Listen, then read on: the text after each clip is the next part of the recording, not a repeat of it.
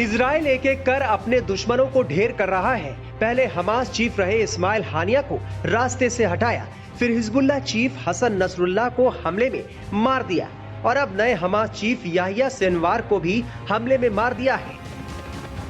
Hamas और Israel के बीच जंग को 1 साल से ज्यादा हो चुके हैं। हमास ने इजराइल के कई नागरिकों को अभी भी बंधक बनाया हुआ है। इजराइल अपने नागरिकों को रिहा करवाने के लिए हर मुमकिन कोशिश कर रहा है, लेकिन अब तक उसे इसमें सफलता हाथ नहीं लगी है। लेकिन अब इजराइल ने गाजा से बंधकों को रिहा कराने के लिए नया प्लान बनाया है।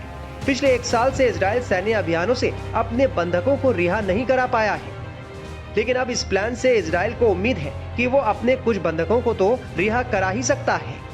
मीडिया रिपोर्ट्स के मुताबिक इजराइल गाजा में बंधकों की रिहाई के लिए एक नए समझौते पर काम कर रहा है। टाइम्स ऑफ इजराइल की खबर के मुताबिक प्रधानमंत्री बेंजामिन नेतन्याहू ने उच्च स्तरीय सुरक्षा कैबिनेट की बैठक के दौरान अधिकारियों के साथ इस बारे में चर्चा की है। दरअसल हमास चीफ याहिया सिनवार की मौत के बाद उसकी डेड बॉडी इजराइल के ही कब्जे में है और उसको अभी तक फिलिस्तीनियों के हवाले नहीं किया गया है। इजराइल के लिए यही डेड बॉडी बंधकों की रिहाई का जरिया बन सकती है। खबरों के मुताबिक इजराइल सिनवार के शव के बदले कुछ बंधकों की रिहाई की मांग कर सकता है। तेल अवीव में रक्षा मंत्रालय के मुख्यालय में बैठक से पहले एक इजरायली अधिकारी ने टाइम्स ऑफ इजराइल को बताया कि हमास नेता याहिया सिनवार की हत्या के बाद बंधक समझौते के साथ साथ गाजा में युद्ध विराम करने के अवसर की तलाश कर रहा है। अधिकारी ने सिनवार के शव को बातचीत में एक डील चिप के रूप में बताया है। हालांकि नेतन्याहू ऑफिस ने इस बारे में कोई बयान नहीं दिया है, लेकिन कहा है कि बंधकों की रिहाई तक इजरायली सेना गाजा में हमास पर हमले जारी रखेगी। गाजा स्वास्थ्य मंत्रालय का कहना है कि पिछले 1 साल में इजराइल के हमले में मरने वाले फिलिस्तीनियों की संख्या 42,000 के पार पहुंच चुकी है। सिनवार की मौत के बाद इजरायली सेना ने जबीलिया और बेल लाहिया में बमबारी की है, जिसमें लगभग 90 लोगों के मरने की खबर है। बता दें कि हमास चीफ याहिया सिनवार को इजराइल ने गाजा में एक खुफिया जमीनी हमले में मार गिराया है। सिनवार हमास के पोलित ब्यूरो का चीफ था। इजराइल ग्राउंड फोर्सेस की 828 ब्रिगेड राफा को अल सुल्तान इलाके में स्कैन के दौरान सिनवार का शव मिला। बताया जा रहा है कि इजरायली सैनिकों ने मौत की पुष्टि के लिए उसकी उंगलियां ही काट दी। रिपोर्ट के मुताबिक इजरायली सैनिक जैसे ही उस ठिकाने में घुसे और उन्हें याहिया सिनवार जैसा एक शव मिला, उन्होंने डीएनए जांच के लिए उसकी उंगली काट दी। सिनवार साल 2011 में अपनी रिहाई तक इजराइल की जेल में बंद था। उसने जेल में करीब 2 दशक बिताए। इसी वजह से इजरायली सैनिकों के पास उसका प्रोफाइल था, जिससे डीएनए जांच आसान हो गई।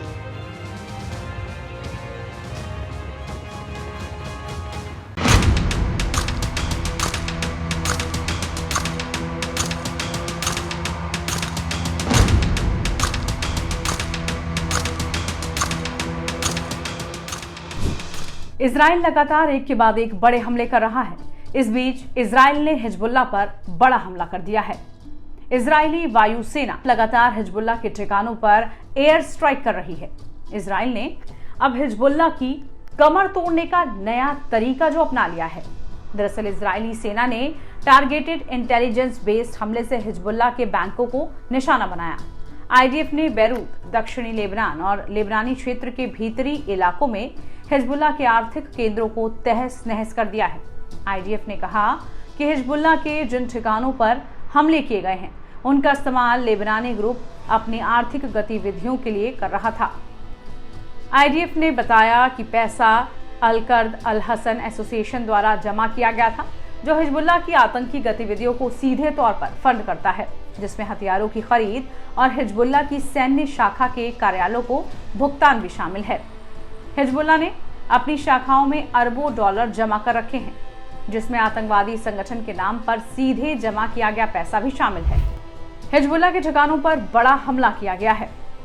दरअसल आईडीएफ के मुताबिक हमले शुरू करने से पहले नागरिकों को नुकसान पहुंचाने के जोखिम को कम करने के लिए कई कदम उठाए गए हैं, जिसमें क्षेत्र में नागरिक आबादी को अलग अलग प्लेटफॉर्मों के माध्यम से अग्रिम चेतावनी जारी करना भी शामिल था।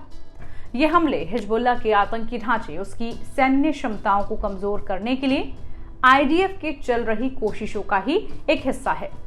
इससे पहले लेबनानी स्वास्थ्य मंत्रालय ने रविवार को जानकारी दी कि इजरायली हवाई हमलों में मरने वालों की संख्या 2464 तक पहुंच गई है।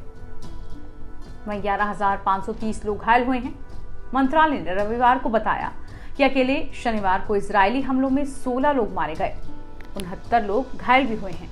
इजरायली सेना 23 सितंबर से लेबनान पर एयर स्ट्राइक कर रही है। उसने सीमा पार एक सीमित जमीन अभियान भी चलाया, जिसका उद्देश्य कथित तौर पर हिजबुल्लाह को कमजोर करना है। इजरायली हमलों में हिजबुल्लाह के चीफ हसन नसरल्लाह समेत कई कमांडरों की मौत भी हो चुकी है। उसके कई ठिकानों को भारी नुकसान पहुंचा है। हालांकि लेबनानी ग्रुप भी इजराइल पर मिसाइलें लगातार दाग रहा है, यानी पलटवार वो भी कर रहा है। 8 अक्टूबर 2023 को हिजबुल्लाह ने गाजा में हमास के प्रति एकजुटता जाहिर करते हुए इजराइल पर रॉकेट दागने शुरू कर दिए थे। इस पूरे घटनाक्रम के बीच इसी का संघर्ष है। ऐसे में इजराइल हिजबुल्लाह को कंगाल करने में लगातार तुला हुआ है। उसने आतंकियों के खजाने को भी तबाह कर दिया है, जिससे आतंकियों के अरबों डॉलर का नुकसान हो गया है, यानी अरबों डॉलर स्वाह हो गए हैं। इस तरह की तमाम जानकारी और अपडेट्स के लिए आप बने रहिए टाइम्स नाउ भारत डिजिटल के साथ। नमस्कार।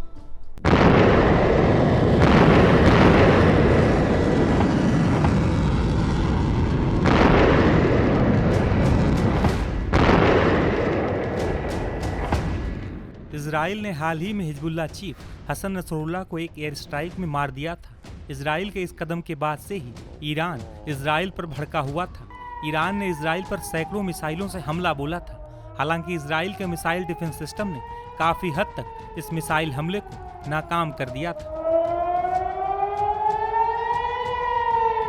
इन हमलों के बाद इजराइल ने ईरान को जवाबी हमले की धमकी भी दी थी, जिसके बाद से ही आशंका जताई जा रही थी कि इजराइल ईरान के कई महत्वपूर्ण ठिकानों पर धावा बोल सकता है।